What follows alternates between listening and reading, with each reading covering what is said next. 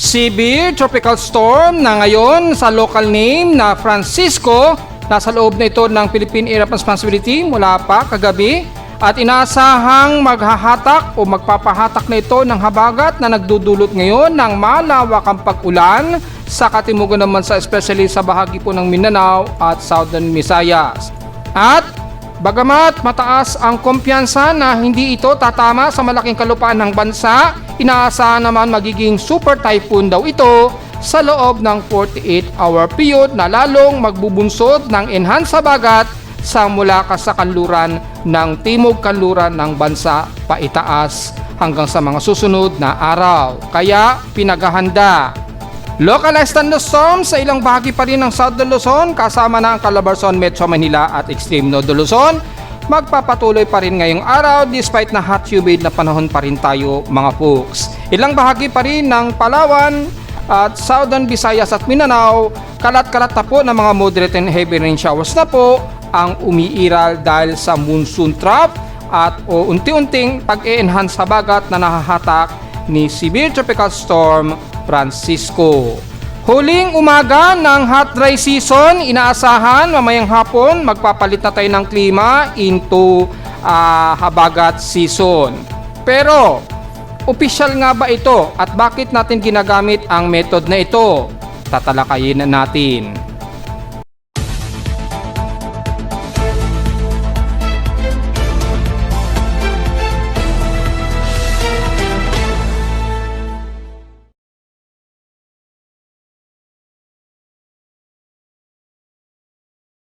Hello, magandang tanghali mga folks. Welcome po muli sa ating Daily Weather Bulletin at Analysis para sa araw ng Linggo, June 21, 2026. Ang oras sa ating Boss Mike may maga ay alas 12:49 o 50 na ng tanghaling tapat. Well, medyo tanghali na po tayo dahil marami po tayong ginawa ngayon at lalo na marami tayong mga sinagot na mga komento dahil nagulat ang ating mga kababayan dahil sa pagdeklara nga po natin ng habagat season na talaga. Yung maituturing kong tunay na habagat season, although hindi po ito official, ipapaliwanag natin yan maya-maya kasi marami po talagang naging debate o very debatable po yung issue na yan. At kung bakit hindi natin ginagamit yung method ni Pag-asa, bagamat official nga po na dineklara ni Pag-asa ang habagat season nitong June 4 pa lamang po. At bakit ngayon pa lamang natin o ngayong araw pa lang natin pwedeng masabi na totoong habagat season na nga po. Papaliwanag natin yung maya. Sa ngayon ay lagay muna ng panahon natin ngayong tanghali. Well, ay maaraw at hot humid pa rin na panahon tayo sa Metro Manila at ilang bahagi pa rin ng Northern Luzon pero yung localized thunderstorms patuloy pa rin ang umiiral ngayon sa bahagi nga po ng bansa. Lalo na dito sa katimugan ng bansa na nakaranas na ngayon ng malawakang pag-ulan na ngayon dahil po sa pag-iral o pag-enhance na ng habagat natin na unti-unting hinahatak ni bagyong si Severe Tropical Storm na ngayon ay nasa local name na Francisco. Ayan, makikita natin sa satellite imagery ang makapal na kaulapan na ito. I-activate natin yung NOAA AVNI. Grabe po ang nararanasan ngayong malawakang pag-ulan dito sa bahagi nga po ng Davao Region at bandang Sarangani kasama na ang Sorsogon area at General Santos. At ingat po sa mga kababayan natin sa may ng General Santos kung saan ay nagkaroon tayo ng nakaraang araw na mga malalakas sa paglindol at until ngayon ay patuloy pa rin ang aftershocks. Pinag-iingat sa posible pa ring landslide dahil malawak po yung mga pagbitak ng mga bato dyan. So sa mga kababayan natin sa malapit na mga bulubundukin, medyo layo-layo po muna tayo dahil mahirap na biglang gumuho ang kalupaan dahil lumambot po yan dahil sa sunod-sunod na mga malalakas na mga aftershock earthquakes. So patuloy na malawak ang pag-ulan at mga pagkulog at pagkidlat na umiiral dito sa kalatang area na ito ng kanluran ng Palawan, Visayas at Mindanao area. So kalat-kalat po ang mga localized thunderstorms. Bagamat may mga ilang pagkulog at pagkidlat din sa Luzon, although kakunti lamang dito sa silangang bahagi dahil hindi pa masyado nagpapang-abot ang gyre ng trough nitong si Francisco habang kumikilos ito pahilagang kanluran pa rin. Kaya nakakaranas pa rin tayo ng mainit, hot humid na panahon at paalinsangang panahon dahil meron pa rin tayong easterlies na umiiral dito despite na humaharang na po yung outer rain band nitong si Francisco dito sa dagat Pasipiko natin sa silangan. Kaya medyo maaraw at maalinsangan tayo.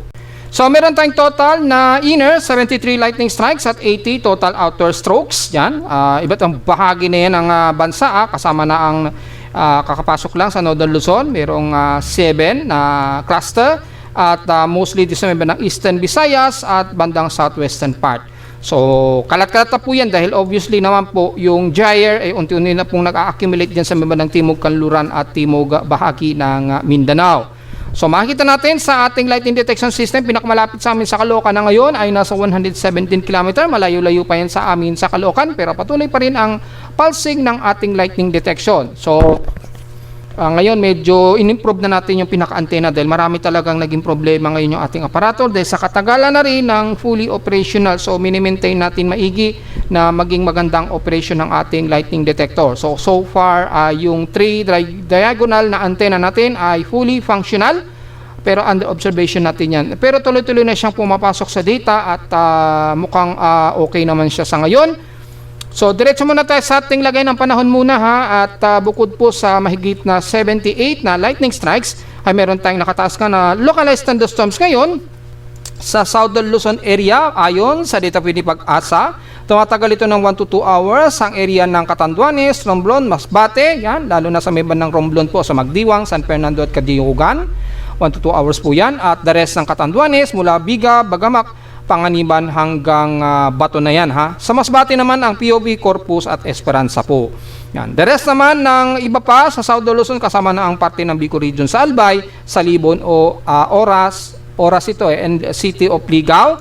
At sa may bandang Northern Samar naman sa may bandang Las Navas, Katubig, diretso na hanggang San Roque, Silvino, Lobos at Pambuhan. 1 to 2 hours din ang effectivity nito, kabilang na ang buong Visayas, kasama na ang Negros Occidental, Iloilo, Antique, Aklan at Capiz sa Panay Island po. Puro tigwa 1 to 2 hours po ang expectancy niyan, at asahan na dadalas-dalas po ang thunderstorm habang lumalapit po yung pinaka-monsoon trough nitong si Bagyong Francisco po na under severe tropical storm po. So wala mang direct na magkakaroon na encounter yung pinaka-sentro ng bagyo sa atin sa Pilipinas, pero yung enhanced sabagat naman po ang magiging problema natin, kaya paghandaan pa rin po mga folks.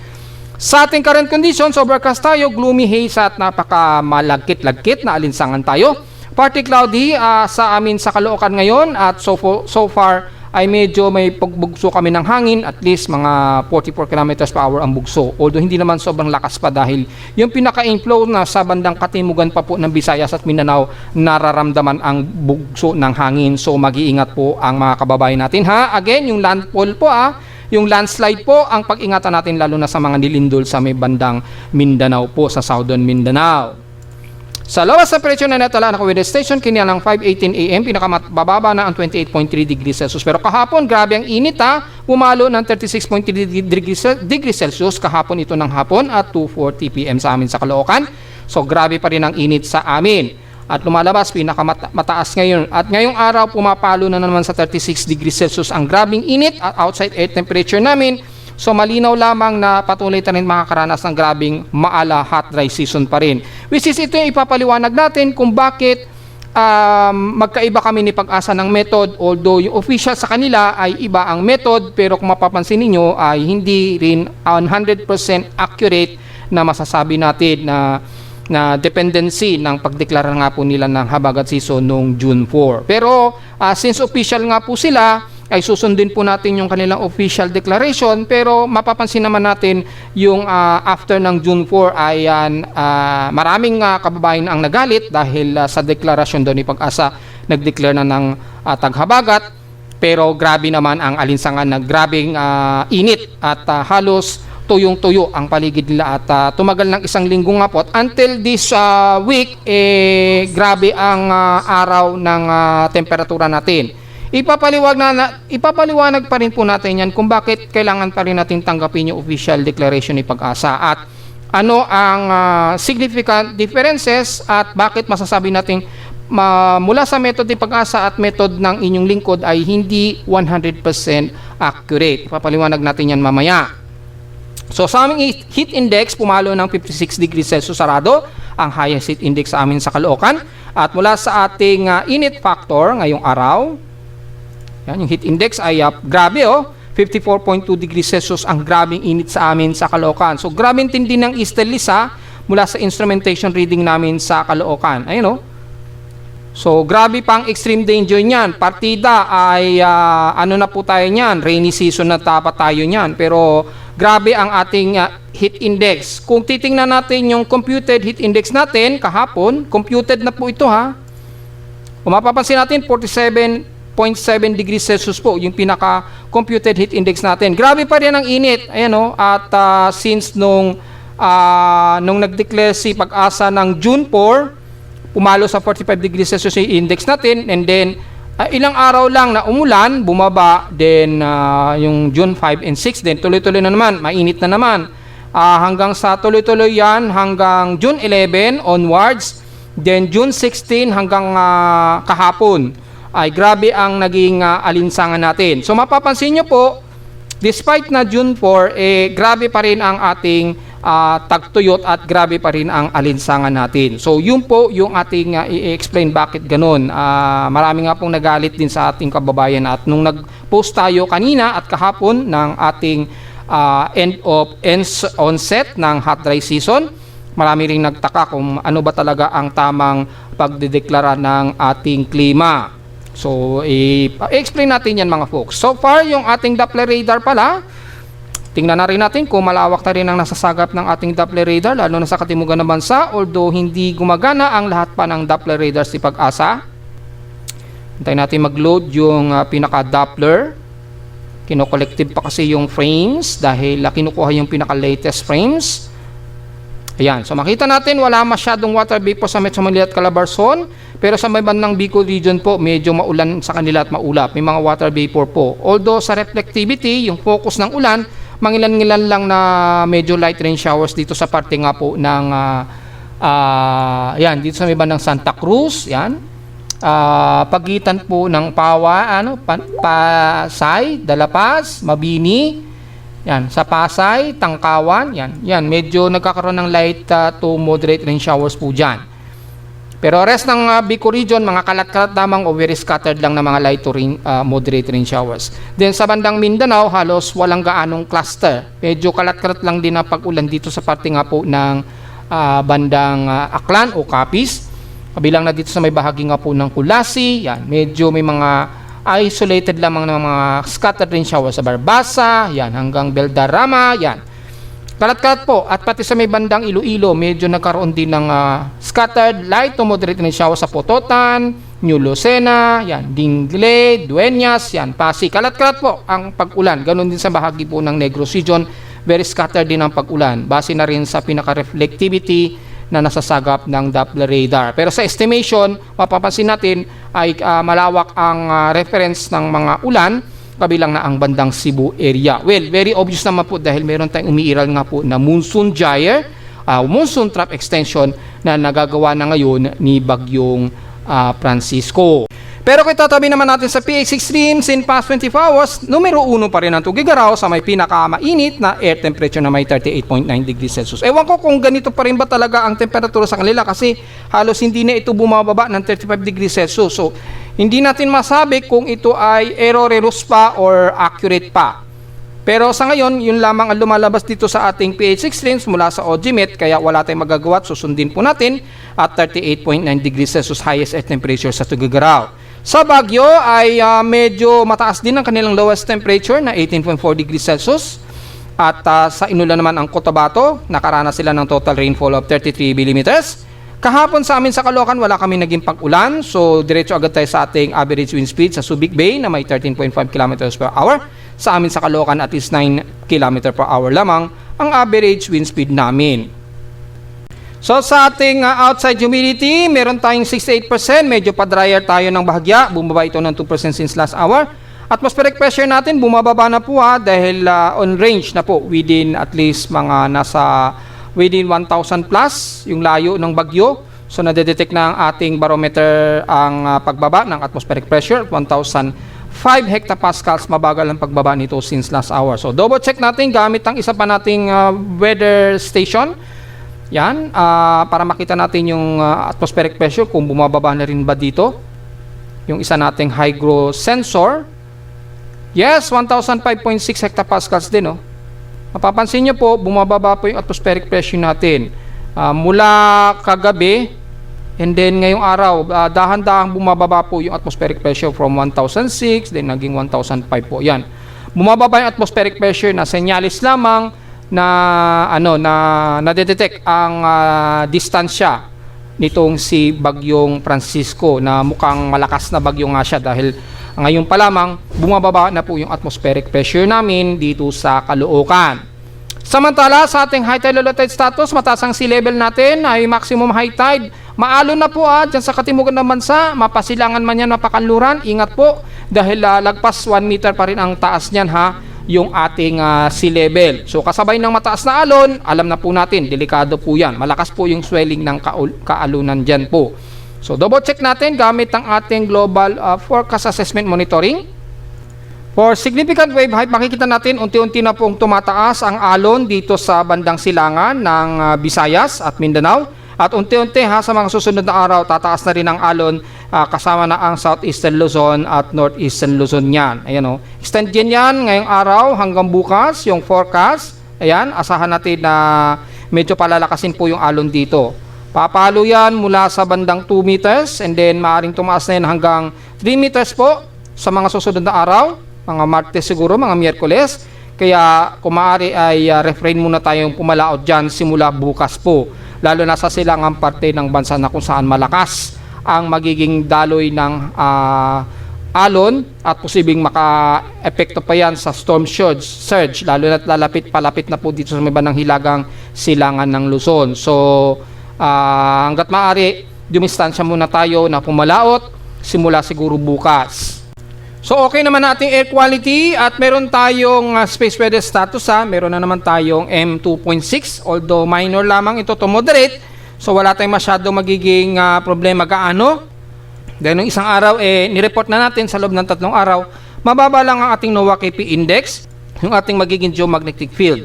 Yan, mababa lang at yung bursting lamang ng coronal hole sa may bandang likuran niya na medyo nagpalakas sa ating solar wind o impact. Although wala masyadong sunspot tayo na nakatutok sa Earth, ayun, oh.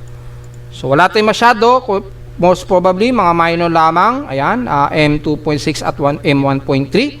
So hanggang R1 lang naman kadalasan to R2 ang maring abutin ng X-ray flux. Pero the rest, wala naman masyadong problema mga folks. Ayan, walang significant impact, mababa lang yung auroral activity, yung D-region absorption, mababa rin. So typically mga 31% lang yung probability of solar flare na maapektuhan sa Earth.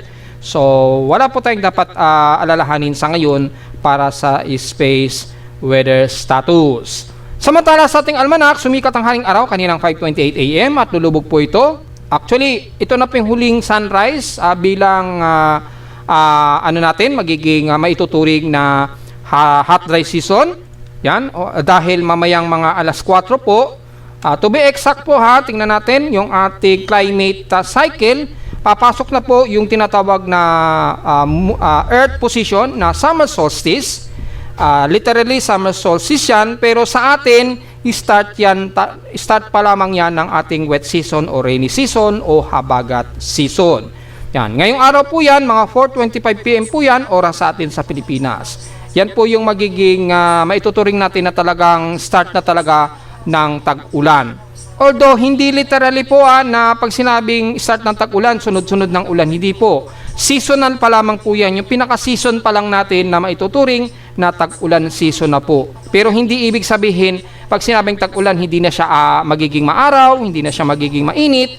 Hindi po ganun ang ibig sabihin yan So, yung nagsasabi kasi na kapag nag-declare tayo ng habagat, talagang ulan na raw ng ulan. Mali po. Dahil meron po tayong tinatawag na climate facing sa atin sa Pilipinas. Kung maalala nyo po, meron tayong klase. Meron tayong 4 na type ng season o season sa atin sa Pilipinas. So, hindi ibig sabihin pag sinabi nating summer solstice, yan ay lamang summer. Hindi po ganoon ang ibig sabihin yan. Ang sinasabi natin, yung magiging basehan natin sa posisyon ng Earth, yung klima natin sa Pilipinas. Pag sinabing summer solstice, maituturing natin sa Pilipinas ay wet season naman. Pero hindi lahat sa bahagi ng bansa natin magiging maulan po o yung madalas ang pag-ulan. Kung mapapansin nyo po, yung type 1, which is ang kalurang bahagi nga po ng Luzon hanggang southwestern Luzon, kasama ang Metro Manila, ito po yung pumapasok ngayon na kapag hot dry season natin, nagsisimula yan April at nagtatapos yan bandang November daw. Pero mapapansin natin, minsan September, natatapos na po yung hot dry season natin. Pumapasok na yung tinatawag natin na taglamig. So, hindi po siya accurate, di ba? Hindi natin masasabi na 100% accurate pag sinabi nating hot dry season, nagsisimula kaagad siya ng April. Kasi minsan, March pa lang ng katapusan, tag-araw na kaagad, mainit na kaagad, at grabe na kaagad yung alinsangan natin. So, hindi siya 100% accurate. Bakit ganon? Pero kung titingnan natin yung season type natin, ang wet season natin sa kanluran ng Luzon, kasama ang Metro Manila, ay between May hanggang September. Yan daw yung wet season natin. Yan yung pinaka-seasonal cycle. Hindi po yun yung actual na pagbabago ng ating weather pattern. Hindi po. Ito yung usually na standard ng ating klima sa Pilipinas. Yan. Ang type 2 naman, kasama na ang bandang Bicol region, Eastern Samar region, at Eastern Mindanao po sa Caraga. Kasama dyan ang dry season sa kanila, walang halos o wala silang nararanasan na hot dry season. Halos. Pero naglalaro po yung tag-init sa kanila kapag either tag-ulan sa atin sa Luzon or tag-ulan sa may bandang Bicol region, bandang eastern part ng Mindanao, halos hindi masyado tag-init sa kanila. Pero pagdating po ng mga bandang December kasi, mga parte ng December, kung saan nagiging summer po ang Southern Hemisphere. So minsan, tumataas din ang temperatura sa kanila dito sa bahagi ng southern part ng Mindanao. Minsan nararamdaman niya ng mga taga Caraga area. Mga bandang December po yan. Minsan naman hindi dahil madalas umuulan-ulan naman sa kanila. So, walang specific dry season dito sa may bandang type 2. Pero bandang Eastern Visayas, pagdating ng wet season, dito ay ramdam nila na halos sa tag-ulan po. O yung maximum rain period lang between December to February. Pero pagdating po ng mga bandang March, mga May o June, halos hindi ganon o halos maaraw din, tuyot din, yan. Typically, ang maulan sa kanila sa may bandang Bicol region ng Eastern Visayas, mga bandang December daw at February. Yan malinaw naman po yan. Kasama na ang Eastern Mindanao area. So, mapapansin nyo po, kapag sa Metro Manila, nagiging taghabagat season na, pagdating naman sa bandang Bicol region ay halos grabe naman ang init or parang summer. So, mapapansin nyo po yan. O, type 3 naman, dito medyo maikli lang yung dry season sa kanila dahil bandang gitna kasi ito. Pero kung mapapansin nyo po sa summer, yung Tugigaraw, grabe ang init. Umaabot yan hanggang ngayong buwan, di ba? Ng June. Umapalo yung grabe ng init. And then, pagdating naman ng type 4 naman sa bahagi ng bansa natin, mapapansin nyo po, ay kalat-kalat po yung season sa kanila. Minsan, hindi dry season, pagdating ng mga bandang May, April o May, hanggang June. Minsan naman, maulan naman sa may bandang April or May. Alanganin po, bandang gitna. Pero typically, pagka during summer din kasi, damay na rin ang bandang eastern part ng Northern Luzon So, walang specific. Yung pag-ulan sa kanila ay alternate. Minsan, kapag June, sumasabay naman siya sa may bandang Kanluran, minsan naman hindi. So, hindi, mapapansin nyo po, hindi eksakto o hindi 100% ang nagiging season sa iba't ibang parte ng Pilipinas, mga folks. So, mapapansin po natin dito, yung ginagamit nating method, ito pong 4 na method na ito, mga folks. Ayan, ito po. Bakit? Ito kasi self-explanatory. Ito yung masasabi natin, ang estimated na masasabi natin talagang wet season na, amihan season na.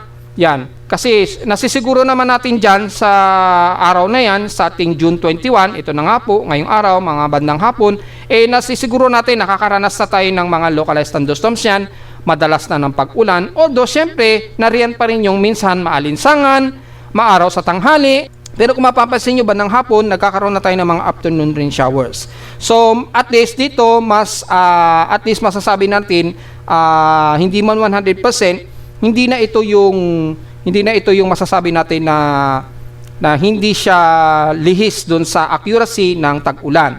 Samantalang kay Pag-asa, June 4 nila dineklara ito dahil nga po, ang method nila is yung pinaka-assessment ng rainfall at least kapag umulan po ng consecutive rainfall at least 100 to 200 mm ang ulan sa kanilang 5 weather stations dito sa Luzon or at least 1 mm kada araw, doon pa lang nila dinideklara yan. Kaya nung umulan kasi nung bago mag-June 4, di ba nagkaroon tayo ng sunod-sunod na ulan? Malalaman natin dito sa ating station graphs. Yan. Mapapansin natin sa rainfall, inulan tayo nung June 1 hanggang June 3. Ayun, malakas yung ulan. Dito kaya nagkaroon ng dahilan si Pag-asa para magdeklara na habagat season. Kasi inulan din kami sa Caloocan 75.9 mm po yan. Pinakamaraming ulan na namin yan for the month of June. And then, nitong June 3, nagkaroon tayo ng total rainfall na 48.8 mm. So, nagkaroon ng medyo consecutive na ulan, which is nideclare nila nung June 4, kinabukasan ng June 4 na official na habagat season na. At nakakaramdam na rin tayo ng southwesterly surface wind flow yan. Kasabay ng daloy ng hanging habagat at yung combination ng sunod-sunod na malawakang pag-ulan, kaya yun ang naging basehan ni Pag-asa para i-declare na tag-ulan na. Kaya lang, kinabukasan, nagkaroon ng mga ilang light rain showers pero sa ibang lugar, grabe naman ang init.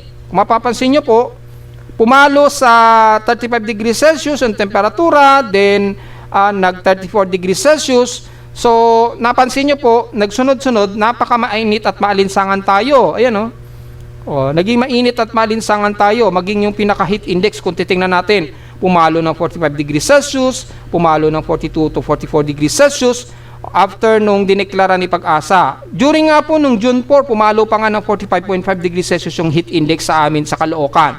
So, mapapansin nyo po, hindi pa rin natin masabi na 100% official yung lumalabas na klima natin, yung pagbabago ng ating klima. Kasi nakaranas pa rin tayo ng grabing init at alinsangan kahit na nagdeklara na ng taghabagat season si Pag-asa. And then, yung during na yan ay hindi na tayo masyado inulan dito sa Metro Manila.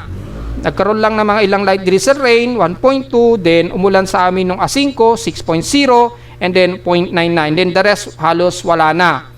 Then inulan na lamang kami nung May 13, then May 14. Dito medyo nagpaparamdam na talaga dahil talagang patapos na po talaga ang transitioning ng ating hot dry season yan. Siyempre, yung threshold ng madalas na pag-ulan, tumataas na po ng tumataas yan. Until kahapon, yan, na nagkaroon din ng pag-ulan sa amin ng 4.8 mm na total rainfall. So mapapansin niyo po yung threshold dumadami na rin yung ulan bago matapos ang buwan. At mapapansin natin, nasa natin yan, pagpasok po ng 21 yan onwards, mas dadami pa yung threshold ng pag-ulan. So, mapapansin natin kahit na mababang average rainfall dahil tagtuyo tayo o drought, mapapansin natin hindi pa ganon ka-transition o kompleto yung transition ng habagat season. So, yun po yung ating sinasabi na explanation kung bakit ang ginagamit na lang natin na method ay base sa cycle ng ating seasonal ng position ng Earth. At least doon, at least medyo masasabi natin na nangyayari na po yung actual na behavior ng weather patterns. Kahit na minsan, madalas, nagkakaroon pa rin tayo ng maaraw, maalinsangan, pero at least yung threshold ng dumadalas ng pag-ulan, pasok na po doon sa range natin hanggang sa pinaka-actual na po ng transitional completion, which is ngayong araw nga po, June 21, mamayang hapon po, mga alas 4 nga po. So, mga alas 4 po, ang inaasahan natin na matatawag natin na as habagat season o wet season na po sa atin. Mga 4:25 PM po yan na maituturing natin na talagang tag-ulan na talaga. Pero hindi ibig sabihin yan ay hindi pa rin tayo makakaranas ng maaraw at malinsangan dahil again, meron po tayong minor El Nino. Mahina po ang daloy ng ating easterly trade wind dito sa bansa. Although humihina, pero nararamdaman pa rin natin yung alinsangan, di ba? Dahil po sa easterlies, meron pa rin tayong easterlies. Despite na mahina ito, pero yung init at lagkit ng alinsangan, nararamdaman pa rin natin. So, ibig sabihin lamang niya mga folks, hindi porket mahina ang ating easterly, ibig sabihin wala na tayong easterly trade wind na mararanasan. Hindi, mararanasan pa rin po natin yan mga folks. Hindi naman 100% totally mawawala ang ating easterly. Hihina lamang ito. Kaya nga po yung upwelling ng sea surface temperature ay bumagal. Huminto ito o halos na stuck siya o naipon dito sa may bandang Mid-Pacific o bandang Marshall Islands po. Dito, doon lang siya na-stuck o naipon. And then, dahan-dahan, bumabalik ito sa Eastern Pacific. Kaya nga po, tumataas naman ang tag-ulan dyan sa bandang Amerika. Yun po ang ibig sabihin yan mga folks. So, hopefully na ipaliwanag na natin yan ha, sa mga nagsasabing hindi official yung sinasabi natin. Again, hindi po natin sinasabi na official yung ating pagdedeklara. Ang binabase lamang natin dito yung cycle season ng ating Earth position, which is hindi naman talaga official yan, which is susundin nyo pa rin yung kay Pag-asa, although para sa inyong lingkod hindi pa rin natin masasabi yan na 100% na yun na talaga ang pagdedeklara ng habagat, dahil yung actual weather pattern nga natin hindi talaga eksakto. Kaya minsan pag-declare ni Pag-asa, biglang sunod-sunod na araw sobrang maaraw tayo at malinsangan. Kaya maraming nagalit, di ba, maging kay Pag-asa na sinasabi ni Pag-asa, habagat season na, pero bakit grabing araw sa amin at grabing init? So, ibig sabihin lamang yan na wala po talagang makakapagsabi ng eksaktong petsa o araw ng pagpapalit ng klima. Wala po talaga. Kasi yung variable ng pagbabago ng ating klima ay mailap talaga siya. Mailap, hindi siya eksakto palagi. Kahit na yung taglagas natin, yung autumn season natin, hindi rin eksakto. Yung ating amihan, mararamdaman na natin lamang na medyo lumalamig-lamig na, doon pa lamang siguro natin na i-considera na amihan na. Pero minsan biglang nagiging maaraw naman, nagiging mainit, then minsan maulan. Kaya hindi pa talaga natin masabi 100% o hindi natin ma-pinpoint talaga kung ano talagang araw na nagtitrigger yung pagpapalit ng klima natin. So para hindi magulo, ang pinagbabasehan na lamang po natin, ito yung tinatawag kong seasonal cycle natin. Itong 4 na season cycle natin. Yan. Para hindi na po nakakalito. Yan. Para sa inyong lingkod. Yan po ang ating pinagbabasihan. Automatic na ko-compute yan in per cycle. Kaya mapapansin nyo, mayroon na siyang eksaktong petsa. Kung isi-search nyo yan sa internet, ganyan talaga lalabas dyan.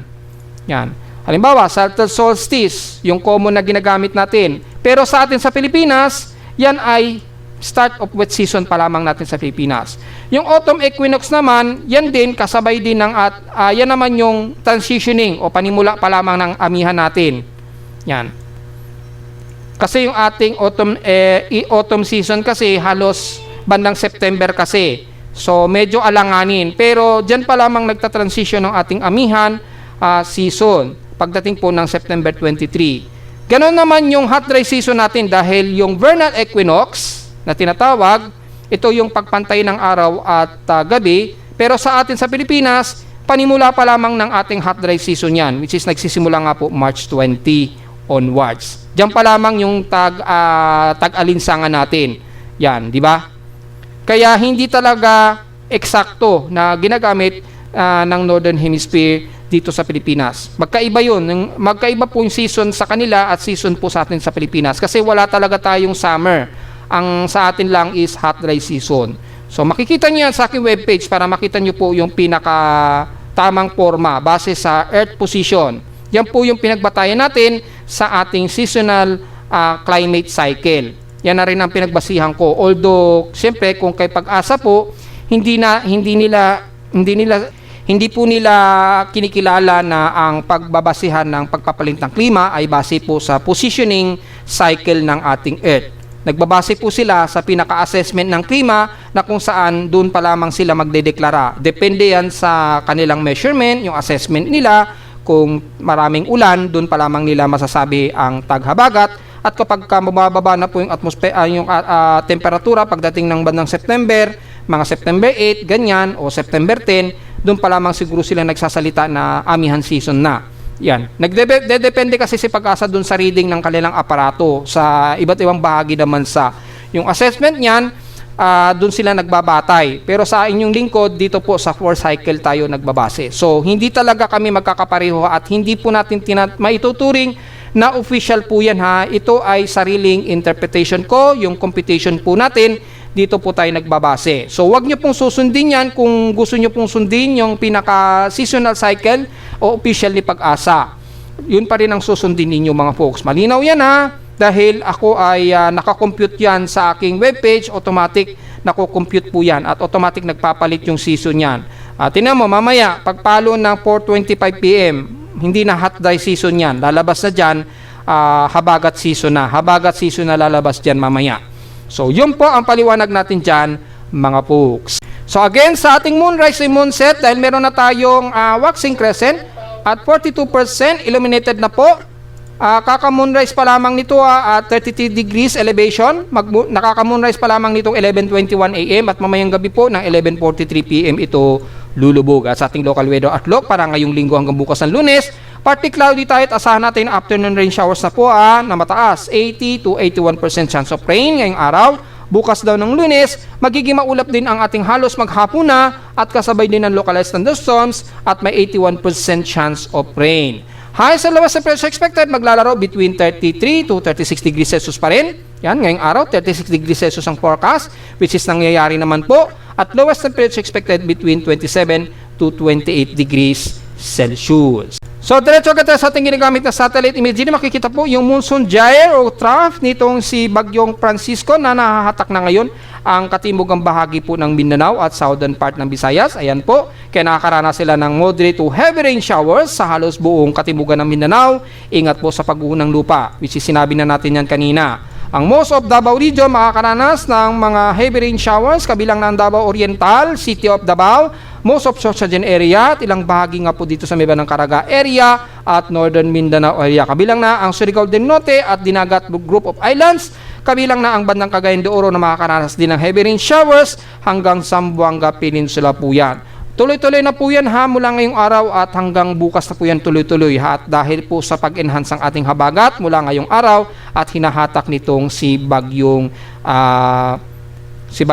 Francisco. Ito po yung sentro ni Bagyong Francisco. And then ito po yung monsoon gyre niya at monsoon trough na nahatak. Kaya malawak ang heavy rain showers kabilang na ang bandang Zamboanga Peninsula, western portions po ng Panay Island at Negros Region, kasama na ang buong Central Visayas at Eastern Visayas na magiging maulap na po. Gloomy at kalat-kalat na mga pag-ulan at pagkilat at pagkulog na po ang aasahan natin ngayong araw dyan.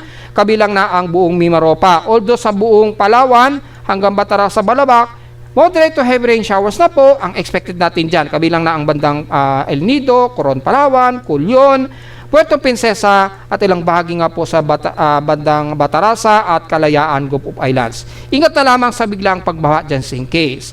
And the rest naman ng Eastern Samar region, magiging heavy rain showers din tayo sa ilang bahagi ng Calbayo, Gandara, hanggang Catbalogan na po yan.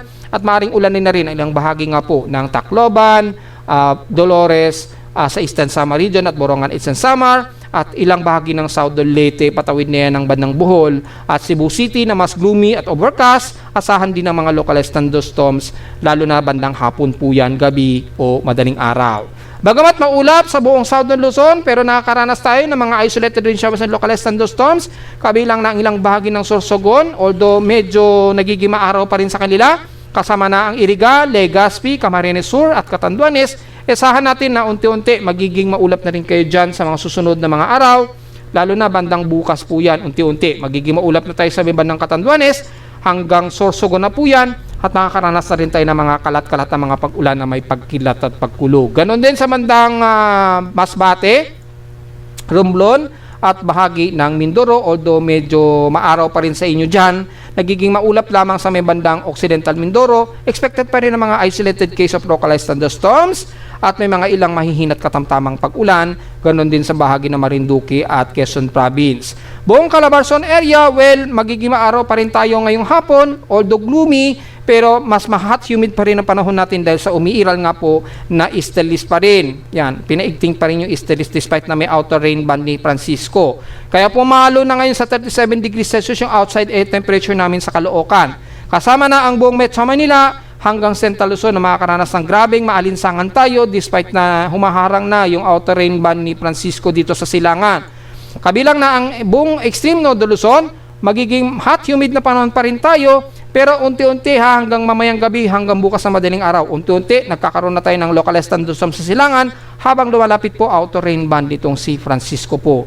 And then pagsapit nga po bukas ng Lunes, dito medyo unti-unti magiging madalas na magiging makulimlim na tayo kasabay sa bahagi ng Metro Manila at magkakaroon ng mga kalat-kalat pag-ulan na may pagkilat at pagkulog. Pero sa ngayon lang talaga mga folks, maaraw at malinsahan pa rin tayo sa bahagi nga po, lalo na sa kalulang bahagi ng Luzon, kasabay ang Metro Manila at ilang bahagi pa rin sa Calabarzon. So magpayong pa rin po tayo, hindi lang sa tinding sikat ng araw, kundi sa magiging isolated rain showers o afternoon rain showers natin ngayong araw. Mula naman sa gas and MSLP forecast, makikita natin yung kasalukuyan na magiging mabugso ang hangin sa may bandang southern part ng Mindanao. Yan, malinaw naman yan mga folks.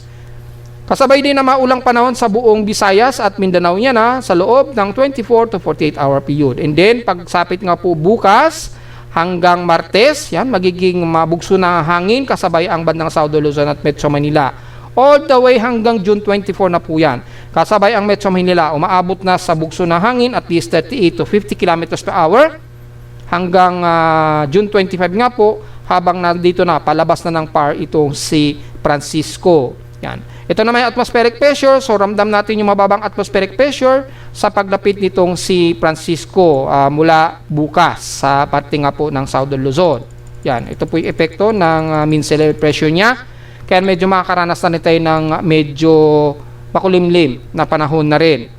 Yan. At mula naman sa ating 24 accumulated rainfall, mapapansin natin na NCR, kukonti pa lang o halos wala pa rin tayong mararamdaman na malawak ang pag-ulan, although isolated na rain showers, pero panandalian lang ang iiral dito sa Metro Manila. Wala masyado tayong ulan sa Metro Manila mga folks. So ngayong araw hanggang bukas, halos hindi pa natin talaga ramdam. And then yung significant impact ng lakas ng ulan, hanggang moderate lang ang kadalasan sa may bandang western portions ng Visayas, Palawan, yan. Hanggang dito sa may bandang Mindoro area, yan Mapapansin nyo, hindi masyado mataas ang accumulated precipitation ayon sa forecast ng GFS. Yung 6 hours SWOT naman natin dito, malinaw po yung concentration ng ulan. Bandang Mindanao, makakaranas ng moderate to heavy rain showers. Ang Zamboanga Peninsula, yan, ang Zamboanga Peninsula hanggang dito sa bandang Northern Mindanao, west portions ng Visayas at Palawan, western portions ng Zambales, yan, medyo aabot yan hanggang extended ahead of time na yan hanggang June 25 to June 26 na po yung forecast niya ngayong araw hanggang dito, hanggang makatawid na itong si Francisco dito sa darating nga po ng mga Wednesday and Thursday. So ito po yung maapektong lugar, most of western sections ng bandang Zambales, ilang parte ng Batangas, pero mas medyo highly na inuulan ang bandang Palawan, western portions ng Visayas, Zamboanga Peninsula, Northern Mindanao at Caraga area. May mga pag-ulan din sa bandang Bicol region, pero mapapansin nyo, mga ilang light to moderate rain showers lamang, kalimitan, pero magiging maulap o makulimlim po tayo niyan despite na medyo kakaunti ang magiging buhos ng ulan according dito. Yan. And then, habang humihilaga itong bagyong si Francisco sa darating po na June 27, dito pa lamang naghe-heavy rain showers na ang bahagi ng Mindoro, Palawan, western portion ng Visayas, Zamboanga Peninsula. Mga June 26 to June 27 na po yung range nito. So mukhang mas mararamdaman pa natin yung impact ng ulan mga bandang Friday pa o Sabado. Yan. Kasama na siguro sa bandang Metro Manila. Although mga bandang Tuesday, Wednesday, medyo mararamdaman na natin yung pag-ulan sa may bandang Palawan, Western Visayas, hindi nga lang singtindi ng ulan pagdating po ng June 26 to June 27. Ito po yung concentration niyan. And then yung 6-hour accumulated rainfall, mostly bandang Mindanao, malawak po yung pag-ulan sa Mindanao, pero paghandaan po natin, at silang bahagi po ng Panay Island. Sa Northern Luzon naman, nakakapapansin din natin dito sa may bandang Mountain Province, pag malapit na umexit ng PAR sa June 27, itong si Francisco po. So mapapansin natin hindi ganon katindi yung magiging maulan sa bandang Metro Manila at Bicol region hanggang sa makakalabas na ng PAR itong si Francisco. Yan. So medyo take note na lamang po dito sa may bandang Kaluran po kasama na ang Zamboanga Peninsula at Northern Mindanao. Kayo po ang mas makakaramdam ng moderate to heavy rain showers dyan. Kasama na ang Panay Island, Cebu, kanluran ng Cebu, Negros Region, Palawan, Mindoro, yan. At ilang parte pa rin sa may bandang Batangas area. Pagdating na ng mga bandang Wednesday na siguro, Tuesday, Wednesday to Thursday. Then bandang Friday pa siguro tayo medyo makakaramdam ng medyo malakas-lakas ng ulan sa Metro Manila siguro. Yan po yung estimated forecast ng MSLP at rainfall SWAT accumulated in 132 hour po yan hanggang June 27, 2026 na po yung extended forecast niya. Wow. So, diretso agad tayo sa ating ginagamit na computer-generated tropical cyclone sector. Well, severe tropical storm na nga po itong si Francisco at na-post na natin kagabi. Pumasok ito na Philippine Area of Responsibility, mga bandang mga 10:40 PM po kagabi nung ito ay makapasok na ng Philippine Area of Responsibility itong si Francisco, which is pinost nga po natin sa Facebook page. Although unofficial ko yan tingnan nyo na lamang kay Pag-asa ko anong oras yung eksakto na dineclare nila na nakapasok na ng Philippine Area of Responsibility itong si Francisco. Pero base sa ating satellite imagery kasi kagabi, mga 10:40 PM ito tuluyang nakatawid na ng boundary ng papaloob ng Philippine Area of Responsibility. So as of 8 o'clock AM na data natin, ang magiging reference point natin ang Baler Aurora. Ang layo nito as of 8 o'clock ay nasa 1,213 o 212 o 1,213 o pinakamalapit sa gitna. Yan. Yan, 1,213 o 1,214 km east ng Baler Aurora na po yan. Sa loob na ng Philippine Area of Responsibility. At makikita natin ay kumikilos ngayon ito pa west-westward sa bilis na 26 km an hour. So napakabilis po ng kilos niya. Maximum sustained wind niya in 1 minute average nasa 102 km per hour, malapit sa gitna at bugsong 132 km per hour. Although in 10-minute average nito ay nasa severe tropical storm category rin na 90 km per hour, malapit sa gitna at bugsong umabot ng 117 km per hour. So mabilis ang pagkanyang pagkilos, sobrang bilis at 26 km per hour.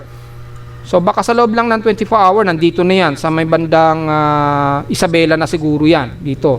Mabilis yung pagkilos niya, pahilagang kanluran po. And then kasabay din ng nahahatak sa ating habagat. Yan, yung pag-enhance ng ating southwest sa monsoon, sumasabay na yan sa monsoon trough ni Bagyong Francisco. Kaya una na inuulan ngayon ang bandang Mindanao at bandang Visayas at Palawan. Yan. Ito ngayon yung ating pinaka-tropical cyclone track combination. Yan. Halos walang pinagbago na iisa ang forecast ng 4 na weather agencies natin. Magiging typhoon daw ito sa loob ng 24 hour to 48 hour period. Yan. Kung titingnan natin dito sa ilang mga weather agencies, probably baka ngayong gabi siguro o hapon, pwede nang itaas yan as typhoon category ni Pag-asa. Yan. Pwede siguro ngayong hapon o ngayong gabi. Depende na lang yan. Pero dito kasi makikita natin, probably mga ngayong hanggang gabi ay posibleng itaas na yan as typhoon category ni Pag-asa. So yun na lamang po yung makikita natin. And then manatili na lamang ito hanggang typhoon category dahil kung titingnan natin sa ating tropical cyclone intensity forecast, hanggang category 1 typhoon lang talaga ang aabuti niya sa ngayon. Wala tayong nakikita na magka-category 2 ito sa ngayon or maging super typhoon man lang. At least category 1 typhoon ang aabuti niya, then maliit lamang yung diametro niya, halos maliit lang yung pinaka-circulation niya, hindi gaano kalawak o hindi masyado malawak, ang mga around 500 km lang siguro ang estimate natin dito na lawak nitong si Francisco. So hindi ganon malawak yung diametro nitong si Francisco.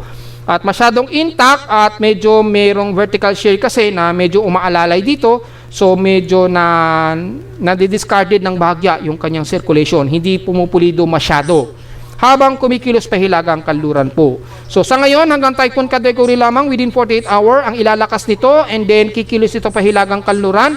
And then by siguro mga June 23, inaasa na natin nandito na yan sa may bandang silangan ng Batanes Group of Islands.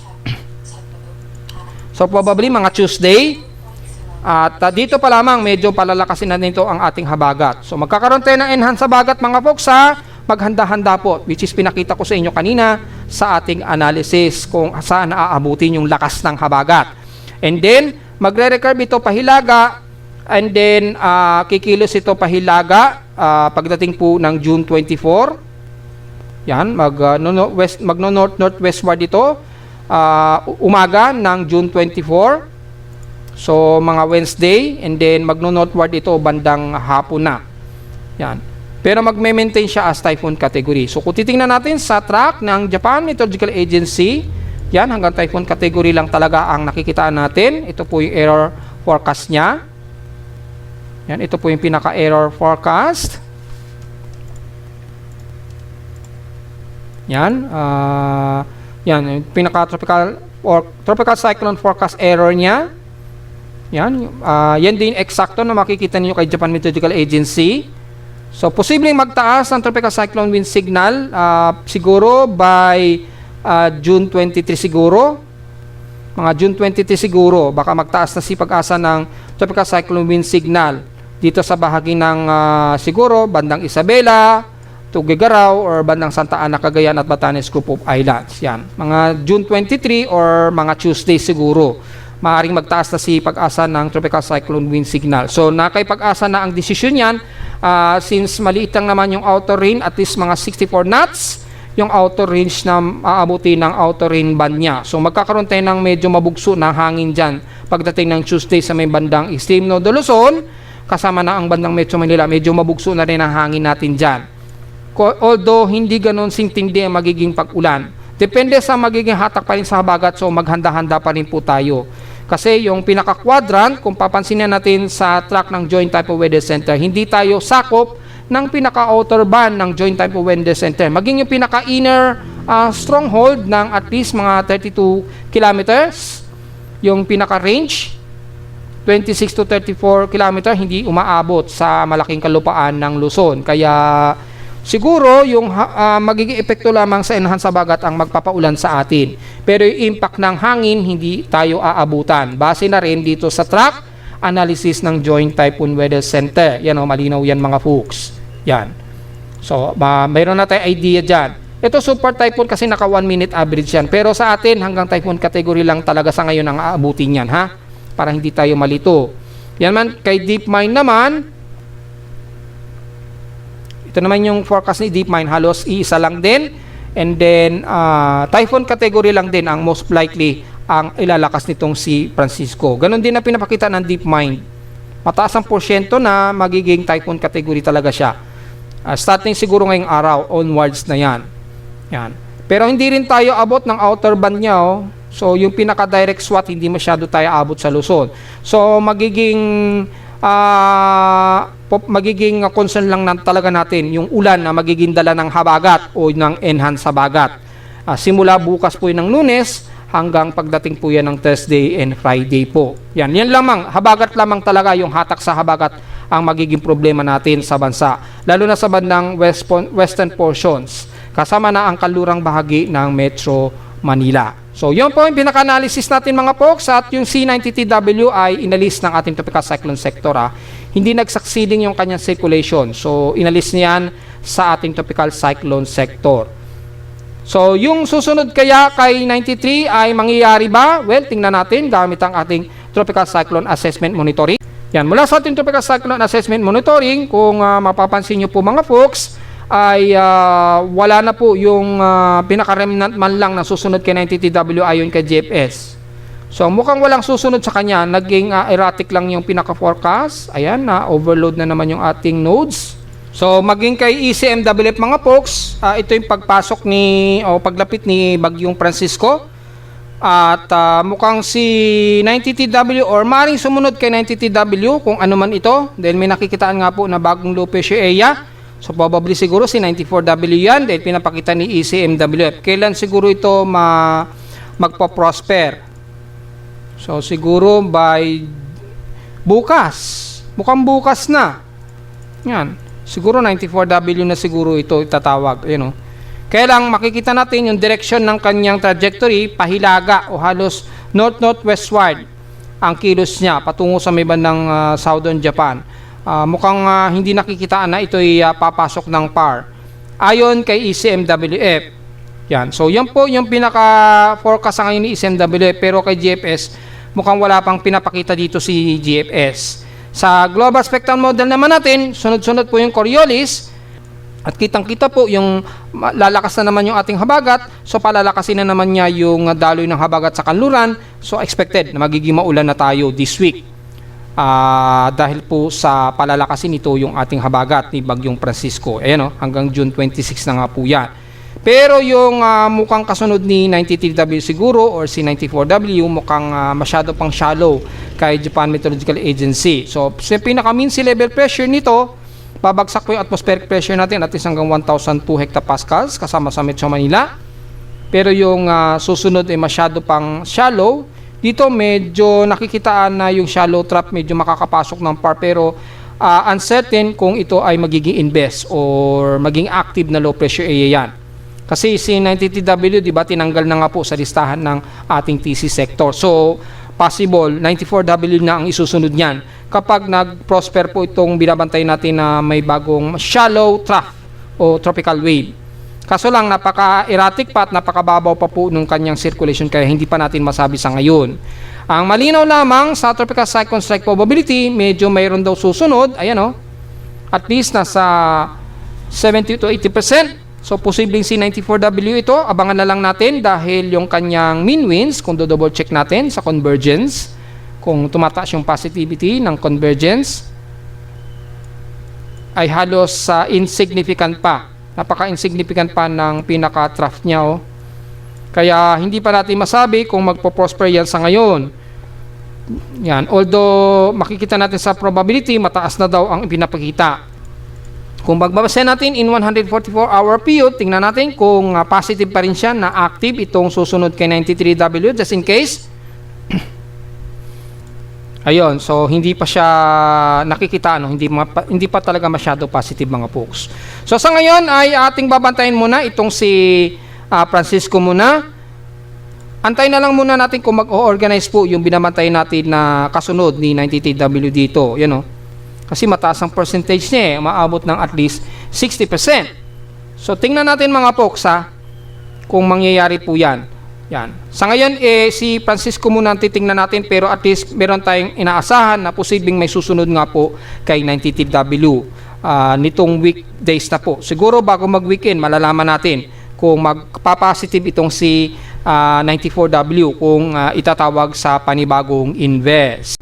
Samantala sa ulat lindol, mukhang wala tayong nadedetect na malakas-lakas sa pagyaniga dito sa amin sa Caloocan. Medyo kalmado naman ang aking seismometer, so probably ay medyo mahihina-hina lang siguro na aftershocks ang nadedetect sa may bandang Mindanao pa rin. Tingnan natin kung may nakataas na tsunami. So magnitude 6.6, 47 hours ago pa po ito, so isang araw pa. So wala na pong nakataas na tsunami warning since minimal lamang ito, wala namang nakataas, so no tsunami alert. So balik tayo sa earthquake tracking. Mula sa data feed ni PBOX, mula kaninang madaling araw, ay marami-rami na kaagad na mga paglindol, pero mukhang wala tayong nakikita na kahit isang magnitude 4 dito ngayong araw Pero marami kaagad na mga aftershocks pa rin dito sa may bandang Sarangani. Kung bibilangin natin, nasa total na 59 aftershocks. Yan. 59 aftershocks pa rin na tuloy-tuloy na mga paglilindol. So ingat pa rin lalo na't malakas ngayon ang mga pag-ulan sa inyo dyan. Ingat po, layo-layo muna sa mga mabulumbunduking lugar dahil posible pa rin ang landslide inuulit-ulit natin sabihin yan para matandaan ng ating mga kababayan na sumusubaybay sa inyong lingkod. So far, since wala namang magnitude 4 na naitala until now, diretso agad tayo sa ating historical earthquake data. Kung ilan na po ang total earthquakes, na umabot na ba ng 2,500? Malalaman natin yan mga folks for the month of June 2026. Yan, nasa total na tayo na 2,532 earthquakes na po tayo. 2,408 dito is magnitude 2.0 pataas, 104 sa magnitude 4.0 pataas, 17 sa magnitude 5, dalawang magnitude 6 at isang magnitude 7.0. So natili pa rin pinakamarami ang aftershocks na naitala dito. Kung titingnan natin na sa around 1,769 ang total earthquakes dito pa lang sa bandang paligid ng General Santos area or bandang Davao Occidental, kung saan nagkaroon tayo ng isang malakas na magnitude 7.8 noong nakaraang June 8, 2026 po, dyan sa may bandang Maasin, Sarangani. So naka-total na tayo ng 1,700. Grabe, ang dami. Yan, kitang-kita naman natin mga folks. Actual na bilang yan mula mismo sa data center data feed ni Feebox po. So, nasa total of 2,532 earthquakes na po tayo. Halos malapit ng mag 3,000 ha. Lumalabas pinakamaraming lindol na ito ngayong taon. At narito naman ating 3-day weather forecast para sa araw ng linggo, June 21, 2026.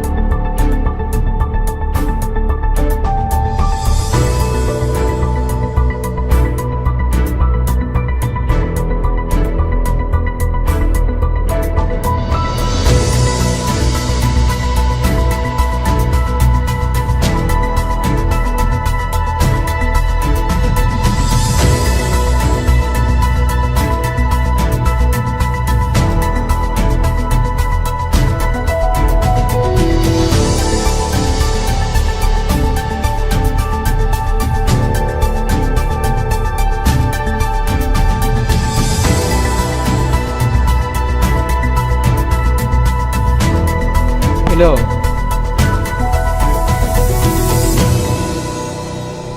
At hanggang dito na lang po ating daily weather bulletin at analysis para sa araw ng linggo, June 21, 2026. Huwag pong kalilimutan na mag-like, share, subscribe po sa ating YouTube channel at visit lamang anytime sa ating website na www.pimoweather.com para sa iba pang detalye na gusto nating malaman na hindi natin isama ngayong hapon na sa ating report. Asahan lang natin na makakaranas pa tayo ng hot humid na panahon despite na lumalapit na po itong bagyong si Francisco. Diyan lamang sa katimugan pa lang ng bansa, especially bandang Visayas at Mindanao, na mas makakaranas ng mga malawakang pag-ulan muna. At visit lamang sa ating website sa gustong malaman pa rin ng pinaka-dynamic events mula sa reading ng ating aparato sa Caloocan at sa data feeds mula sa iba't ibang weather agencies. Maraming salamat po mga folks at magandang araw po sa ating lahat.